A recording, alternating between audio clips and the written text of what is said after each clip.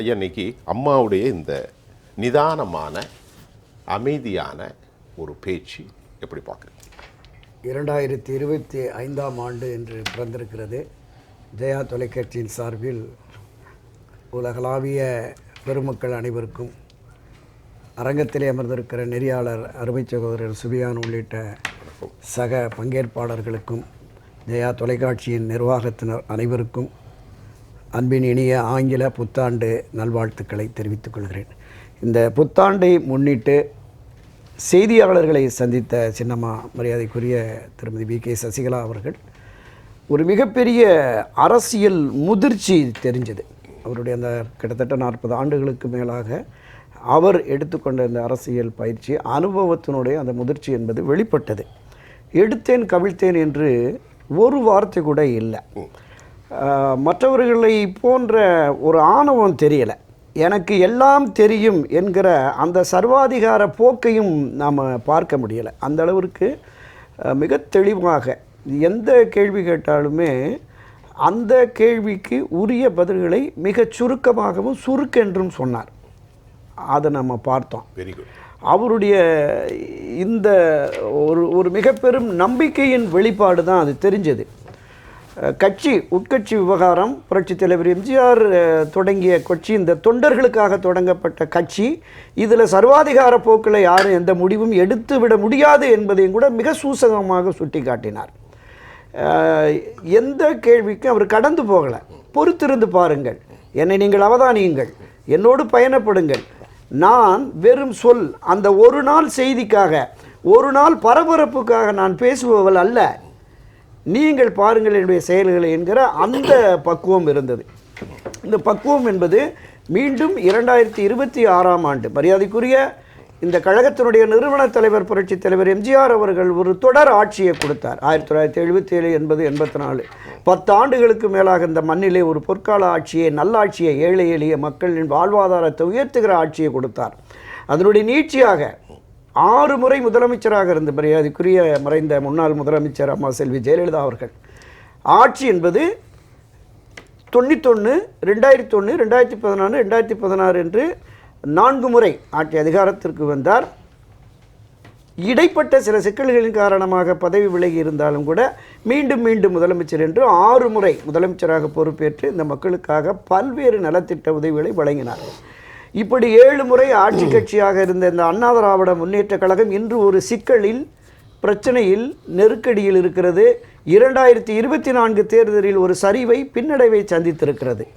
தமிழகத்தினுடைய ஆகப்பெரிய கட்சியாக புரட்சித் தலைவர் எம்ஜிஆர் செல்வி ஜெயலலிதா காலத்தில் இருந்த நம்பர் 1 கட்சி அண்ணா திராவிட முன்னேற்ற கழகம் என்பது கட்சியினுடைய கட்டமைப்பானாலும் சரி, கட்சியினுடைய தலைமை மீது, அந்த ஆளுமை மீது தொண்டர்கள் 100% ஆதரவு நிலைப்பாட்டில் இருந்த அந்த நிலையிலும் சரி, கட்சியினுடைய நிர்வாகிகள் மட்டத்திலும், உறுப்பினர்கள் மட்டத்திலும், பொதுமக்களுடைய ஆதரவிலுமே தமிழகத்தின் ஆகப்பெரிய கட்சியாக இருந்த அந்த அரசியல் கட்சியை மீண்டும் 2026இல் ஆட்சி அதிகாரத்திற்கு கொண்டு வருவதற்கான முன்முயற்சியை தான் மேற்கொண்டிருப்பதை மிக அழகாக, தெளிவாக, அருமையாக வெளிப்படுத்தினார். இப்போ என்னுடைய இதில் கருத்து என்னன்னு கேட்டிங்கன்னா, நமக்கு எதிராக களமாடுகிற திராவிட முன்னேற்ற கழகம் ஆட்சி கட்சியாக இருக்கிறது. அவர்களோடு அணி சேர்ந்திருக்கிற 12க்கும் மேற்பட்ட கட்சிகள் கூட்டணி கட்சி, உறுதியான நிலைப்பாட்டோடு இருக்கிறார்கள். கடந்த 4 மாதங்களுக்கு முன்பே அவர்கள் தேர்தல் பணியை தொடங்கிட்டாங்க. 2024 நாடாளுமன்ற பொதுத் தேர்தலில் 40க்கு 40 என 100% வெற்றியை பெற்றுவிட்டோம் என்கிற இருமாப்பின் அடிப்படையில் 200+ என்று அவர்கள் களத்தில் இறங்கிட்டாங்க. 234 தொகுதிகளிலையும் பொறுப்பாளர்கள் நியமித்து விட்டார்கள். பாக பொறுப்பாளர்கள், பூத்து கமிட்டி உறுப்பினர்கள், இதை தாண்டி அவர்களை மேற்பார்வையிடுவதற்கும் நாடாளுமன்ற தொகுதி வாரியாக குழு, மாநில வாரியாக, மாவட்ட வாரியாக குழுக்களை போட்டு களத்தில் இறங்கிட்டாங்க.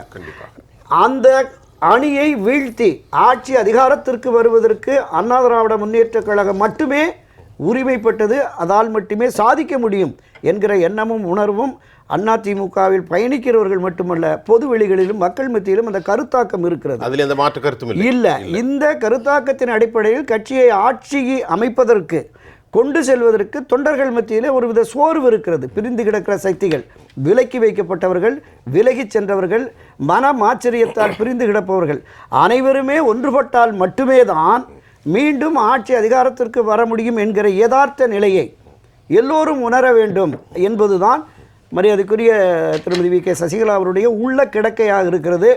அது தொடர்பான சில கேள்விகள் வருகிற போதெல்லாம் சொல்கிறாங்க, நீங்கள் பொறுத்திருந்து பாருங்கள் அப்படின்னு. வெளிப்படையாக தெரியவில்லையே, இந்த ஒற்றுமைப்படுத்துவதற்கான முயற்சியை நீங்கள் மேற்கொள்வதாக வெளிப்படையாக தெரியவில்லையே என்கிற பொழுது சொல்கிறார் நடந்து கொண்டிருக்கிறது என்று. ஆக இந்த ஒற்றுமைக்கான ஒரு அடிப்படை பணிகளை அவர் மேற்கொண்டு வருகிறார் என்பதும் அந்த நேர்காணல் மூலமாக வெளிப்படுத்தி விட்டார். இப்போ இந்த சூழலில் இந்த ஒற்றுமைக்கு தடையாக யார் இருக்கிறார்கள் அப்படிங்கிறது தான் கட்சியினர் மத்தியிலும் பொதுவெளிகள்னு இருக்குது. இன்றைக்கு கட்சியை வழிநடத்தி ஒரு பகுதியை வழிநடத்தி கொண்டிருக்கிற திரு எடப்பாடி பழனிசாமி அவர்கள் தான் ஒருபோதும் முடியாது, விலக்கி வைக்கப்பட்டவர்கள் தான், அவர்கள் கட்சியிலே உறுப்பினர்களாக கூட இல்லை என்கிற வார்த்தைகளும் அவங்கெல்லாம் பேசியிருக்கிறார்கள். அதை ஊடகவியலாளரும் கேட்டிருக்காங்க. ஒரு சின்ன கேள்வி, நகைப்புக்குரியதாக இல்லையா? 40 ஆண்டுகள் கட்சியை நிர்வகித்து இன்பத்திலும் துன்பத்திலும் எல்லோருமே இது ஒரு வெளிப்புறமாக இந்த கேள்வி கேட்டது ஊடகவியலாளர் தவறில்லை. அது அவர்களுடைய பணி. எதையாவது கேட்டு செய்தியை பெற்று பரபரப்பை போடுவதை பற்றி தப்பில்லை. ஆனால் இந்த கேள்விக்கான நேரம் எங்கிருந்து வந்தது? இட அடையாளம். இந்த அனைத்து இந்திய அண்ணா திராவிட முன்னேற்ற கழகத்திலே அடிப்படை உறுப்பினர்களாக பதிவு செய்தவர்களிலிருந்து கிளை செயலாளர் தொடங்கி மாநில அளவிலே நிர்வாகிகளாக இருக்கிற 100% பேரும் தெய்வம் என போற்றி வணங்குகிற மரியாதைக்குரிய மறைந்த முன்னாள் முதலமைச்சர் அம்மா செல்வி ஜெயலலிதா அவர்களோடு ஒரு உயிர் தோழியாக உற்ற சகோதரியாக அம்மா செல்வி ஜெயலலிதா சொன்னது போல தன் தாயிலிருந்து தன்னை பராமரித்தவர் என்கிற நிலைப்பாட்டில் இருந்த திருமதி சசிகலாவை யார் இவர் என்று கேள்வி கேட்கிறார்கள். இந்த கட்சியில் உறுப்பினரே இல்லை என்று தெரிவித்த திருமதி சசிகலா அவர்களுடைய காலில் விழுந்துதான் பதவி பெற்றார் என்பது உலகளாவிய அளவில் இன்றும் போய்கொண்டிருக்கிறது. அனைவருமே கட்சியின் அனைத்து தலைவர்களும் வரிசையில் நின்று காலில் விழுந்து அம்மா கட்சியையும் ஆட்சியையும் நீங்கள் தான் காப்பாற்ற வேண்டும் என்று கோரிக்கை வைத்தவர்கள் இன்று யார் நீங்கள் என்று கேள்வி கேட்கிறார்கள். காலம் அவர்களுக்கு நிச்சயம் பதில் சொல்லும். முதல் கட்டமாக எடுத்துக்கிறேன். காலம் அவர்களுக்கு பதில். நம்ம நிறைய பேசணும். துரைக்கண்ணா சார், இப்போ சுருக்கமானாலும் சில பாயிண்ட் கேட்டுறேன். நிருபர்கள் கேட்ட கேள்வி, பேச்சுவார்த்தை குறித்து எந்த தகவலும் முன்வரவில்லையே, அதற்கு அவருடைய பதில், அம்மையாருடைய பதில் நிச்சயமாக வரும். என்னிடத்தில் இதில் எந்த சந்தேகமும் இல்லை. பத்திரிகை நண்பர்கள் சொல்கிறாங்க, அவர் அட்வைஸ் பண்ணுறார், யாருக்கும் நீங்கள் சாதகமாக இருக்கக்கூடாது, சத்தியத்தையும் நீதியும் உண்மையும் மட்டும் பரப்புங்க. இப்போ நான் தொடர்ந்து எல்லா கேள்வியும் வச்சுட்டு அதுக்கப்புறம் அவர் சொல்கிறாரு, நான் 40 வருஷம் என்னுடைய அனுபவத்தில் எப்போதும் தவறான வார்த்தைகளை பயன்படுத்துறது இல்லை. அதிமுகங்கிறதுல நீங்கள் கேட்டீங்க, ஆனால் அதிமுகவில் பயணிப்பது என்பது ஒரு தனி மனிதனுடைய முடிவல்ல. அது கட்சியின் தலைவரின் அடிப்படையிலே அன்று எடுத்த பைலா அடிப்படையில் தான். மக்கள் தான் எஜமானார்கள். நான் சுற்றுப்பயணம் மேற்கொள்ளும் போது நீங்கள் என்னோட தான் வரணும். இப்போ இதில் என்ன கேள்வினா, 4 கேள்விகளை ஒன்றாக கேட்டு நான் ஒரு கேள்வி உங்களுக்கு முன்னால் வைக்கின்றேன். வெண்ணெய் திரண்டு வருகின்ற போது தாலி உடைந்து விடக்கூடாது, கவனமாக கடைய வேண்டும். அதுதான் கேள்வி. உங்களின் பார்வை. அதாவது மிகுந்த எச்சரிக்கையோடும் கவனத்தோடும் தான் இந்த நேர்காணலை மரியாதைக்குரிய திருமதி வி.கே. சசிகலா அவர்கள் நடத்தினாருங்கிறத நம்ம பார்த்தோம். என்னுடைய முதல் சுற்றில் தொடக்கத்திலே சொன்னேன், அவருடைய அந்த அரசியல் முதிர்ச்சி, பயிற்சி, பக்குவம் என்பது இந்த நேர்காணல் மூலமாக நமக்கு வெளிப்பட்டது அப்படிங்கிறத சொன்னேன்.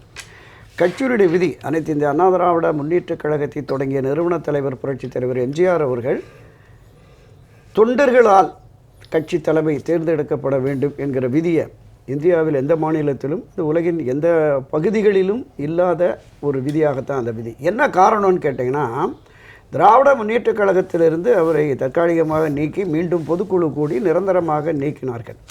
அண்ணா திராவிட முன்னேற்ற கழகத்திலுமே ஒரு 500 பேரோ 300 பேரோ 400 பேரோ பொதுக்குழு உறுப்பினர்கள் போட்டிருக்கான். திரு கருணாநிதி அவர்கள் இவர்களை விலை பேசி அந்த பொதுக்குழு உறுப்பினர்கள் மூலமாக மீண்டும் ஒரு என்னை விளக்குவதற்கான அந்த முயற்சி கூட நடைபெறலாம். ஏனென்றால் கருணாநிதியினுடைய அந்த சதித்திட்டத்தை முழுமையாக உணர்ந்தவர் என்ற காரணத்தினால்தான் கட்சியின் அடிப்படை உறுப்பினர்களால் தலைமை தேர்ந்தெடுக்கப்படும் என்கிற விதியை உருவாக்கினான். அந்த விதியில் கிட்டத்தட்ட 44 விதிகளில் விதி 43 தான் இந்த விதி, அடிப்படை உறுப்பினர்கள். இந்த அடிப்படை உறுப்பினர்களால் கட்சி தலைமை தேர்ந்தெடுக்கப்பட வேண்டும் என்கிற இந்த விதியை மட்டுமே யாராலும் திருத்தவோ நீக்கவோ முடியாது அப்படிங்கிறது தான் அதனுடைய தாத்பரியம். மாற்றவும் முடியாது. அதைத்தான் நீதியரசர் ஜெயச்சந்திரன் கூட தன்னுடைய தீர்ப்பில் சுட்டி காட்டினார்.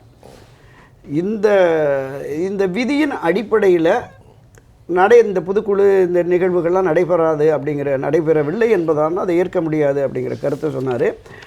மேலும் உச்சநீதிமன்றம் உயர்நீதிமன்றத்தில் பல்வேறு தீர்ப்புகள் வந்துருச்சு, அது வேறு விஷயம், கடந்து போயிடுவோம்.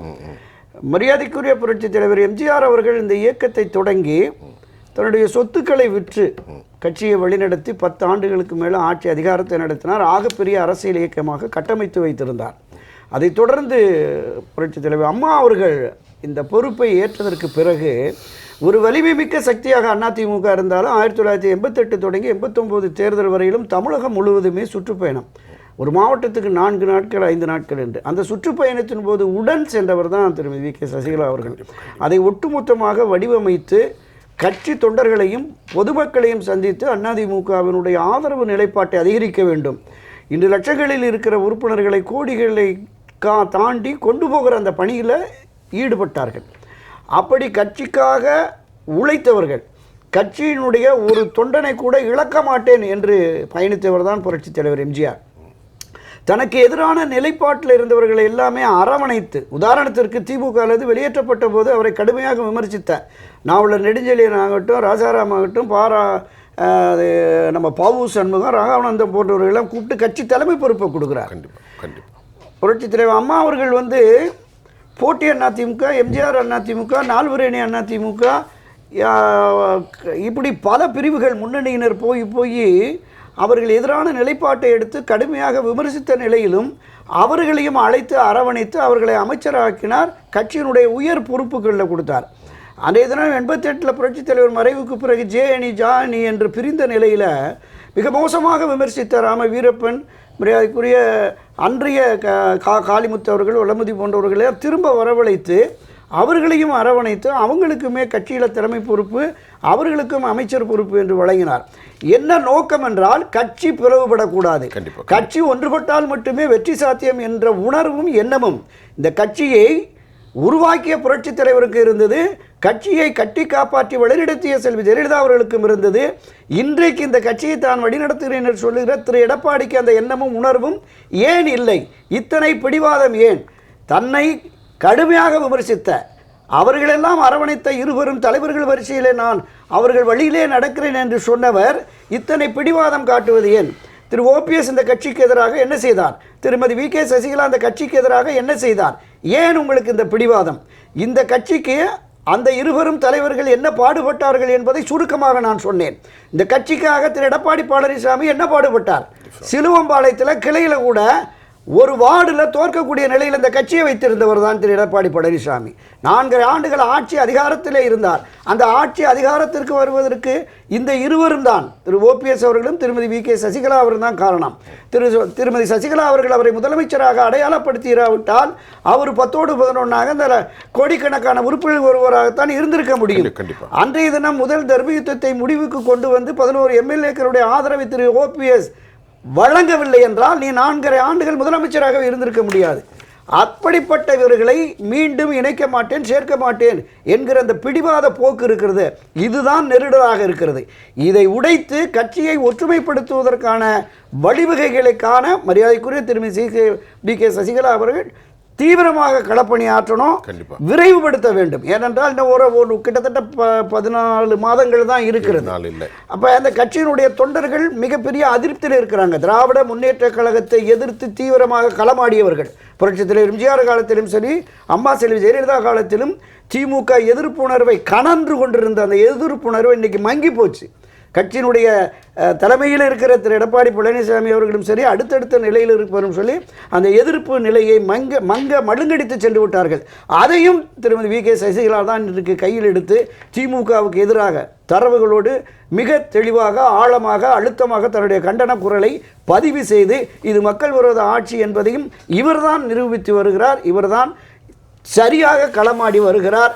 இந்த நிலையிலிருந்து நிச்சயமாக இது தொடர்ந்து கட்சியை ஒற்றுமைப்படுத்துவதற்கான அந்த வழிமுறைகளை மிக விரைவாக எடுத்து அனைவரையும் ஒருங்கிணைத்தால் மட்டுமே தான் 2026இல் மீண்டும் கழக ஆட்சி அமைந்து மக்களுக்கான பணிகளை தொடர முடியும் என்பதுதான் என்னுடைய 2வது சுற்று கருத்து. இந்த கழகத்தை நிறுவிய புரட்சித் தலைவர் எம்ஜிஆர் சொன்னார், 1000 ஆண்டுகளை கடந்தும் அண்ணா திராவிட முன்னேற்ற கழகம் நின்று நிலைத்திருக்கும் என்றார்.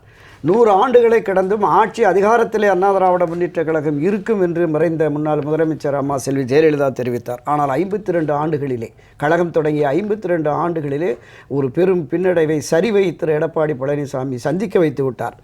ஆட்சி அதிகாரத்தை மீண்டும் கொண்டு வருவதற்கு நான் எந்த தியாகத்தையும் செய்ய தயார் என்று திரு எடப்பாடி பழனிசாமி சொன்னார். அவர் செய்ய வேண்டிய ஒரே தியாகம் தன்னுடைய பிடிவாதத்தை தளர்த்தி கட்சி ஒற்றுமைக்கு வழிவிட வேண்டும்.